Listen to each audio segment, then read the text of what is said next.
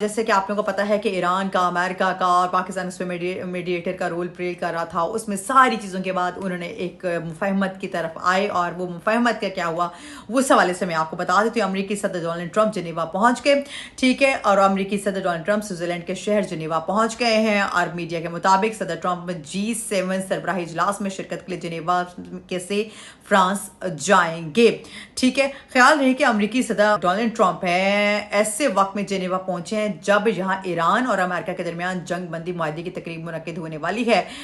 और आपको मैं ये भी बताती रहूं कि गुज़श्ता रात अमेरिका और ईरान ने जंग बंदी मुआहदे पर इत्तफाक किया।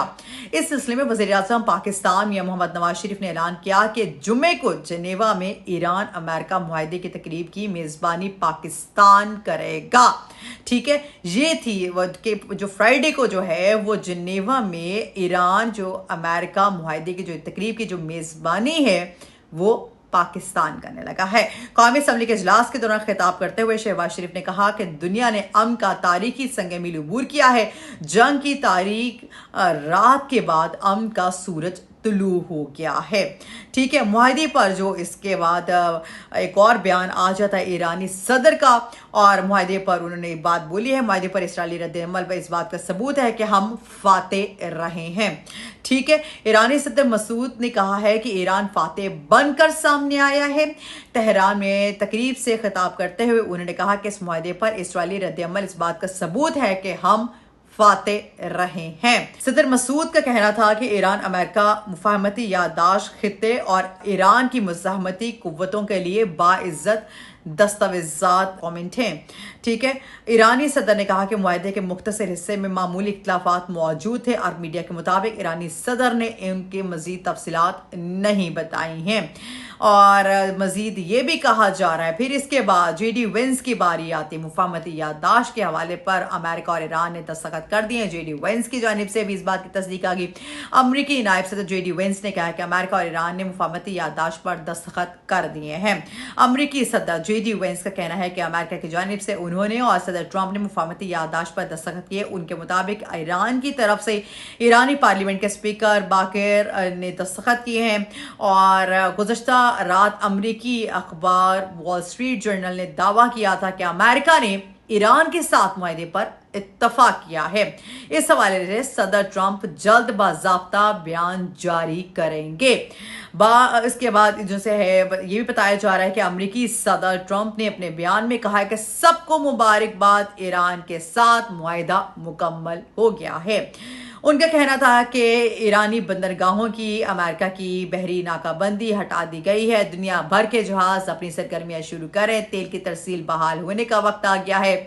अमरीकी अखबार न्यूयॉर्क टाइम्स से गुफ्तगू में अमरीकी सदर ने कहा था कि अगर ईरानी हतमी जोहरी मुआहदे तक ना पहुंचा तो दोबारा हमला करेंगे, ठीक है। दूसरी जानिब जब ईरानी नायब वज़ीर ख़ारजा के जो हैं वो कासिम गरीब आबादी ने अपने बयान में कहा कि अमेरिका की बहरी नाकाबंदी आज रात से ख़त्म हो गई है। मुआहदे का जो मतन है उस पर दस्तखत के बाद जारी होगा, ठीक है। ईरान मुआहदे पर अमल दरामद जुमे से करेगा। कासिम गरीब आबादी का कहना था कि मुफाहमती याददाश्त का मतलब दुश्मन पर एतमाद करना नहीं, हतमी मुआहदे के लिए मुज़ाकरात 60 दिन में होंगे। और मजीद ये भी बताया ईरानी नायब वज़ीर ख़ारजा ने कहा है कि मुआहदे की पासदारी ना हुई तो ईरान रद्द-ए-अमल देगा। इस सिलसिले में वज़ीर आज़म पाकिस्तान मियां मोहम्मद शहबाज शरीफ ने ऐलान किया था, जैसे मैंने आपको पहले भी बताया कि जुमे को जिनेवा में ईरान अमेरिका मुआहदे की तकरीब की मेज़बानी पाकिस्तान करेगा। कौमी असम्बली के इजलास के दौरान खिताब करते हुए शहबाज शरीफ ने कहा कि दुनिया ने अमन का तारीखी संग मील अबूर किया है। जंग की तारीख रात के बाद अमन का सूरज तुलू हो गया है। ये हैं जी अब तक की इस हवाले से, ईरान के हवाले से भी अपडेट्स मैंने आपको दे दिया। मैंने आपको पहले भी, अगर आपने मेरी प्रीवियस वीडियोस देखी हो, मैंने आपको पहले भी कहा था कि कभी भी टेबल टॉक के बगैर आप कभी भी कुछ भी नहीं कर सकते। आपको हमेशा टेबल टॉक करनी पड़ती है, चाहे वो पॉलिटिकल पार्टीज में इंटरनल पॉलिटिक्स की बात हो या इंटरनेशनल पॉलिटिक्स की बात हो, टेबल टॉक होती है। ये सारे डिस्कशंस होती हैं, देन वो किसी नतीजे पर पहुंचते हैं। ये सारी की सारी बातें मैं आपको प्रीवियस वीडियोस में बता चुकी हूँ।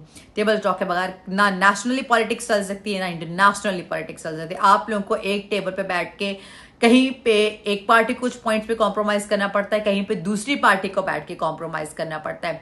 अगर इसको देखा जाए, थोड़ा सा बैकग्राउंड देखा जाए, तो अमेरिका जो था, जब ये सारे दस्तखत होने थे और जब एग्रीमेंट्स होना थे, तो अमेरिका के कितने पॉइंट्स से 15 पॉइंट्स के साथ अमेरिका पाकिस्तान में आया था, और ईरान के कितने पॉइंट्स से 10 पॉइंट, सॉरी अमेरिका के 15 थे और ईरान के 10 पॉइंटर्स थे जिनके साथ वो पाकिस्तान में ये सारे डिस्कशन के लिए आया था, जहां पे ये सारे के सारे साइंस होने थे, डॉक्यूमेंटेशन होनी थी, जहां पे इन्होंने अपनी टेबल टॉक करनी थी, जहां पे पूरा मीडिएटर का रोल आपने तो फर्स्ट स्टेज अगर आपने देखी होगी इस्लामाबाद में, इस्लामाबाद टॉक्स के नाम से जो आपने सारा अगर आपने सिनेरियो देखा होगा, मैंने तब भी कहा था कि हमेशा टेबल टॉक लाजमी होती है, चाहे वो नेशनली हो चाहे वो इंटरनेशनल हो। टेबल टॉक के बगैर आपकी कोई भी नेशनल या इंटरनेशनल चीज नहीं रन करती, कहीं पे आपको कॉम्प्रोमाइज करना पड़ जाता है।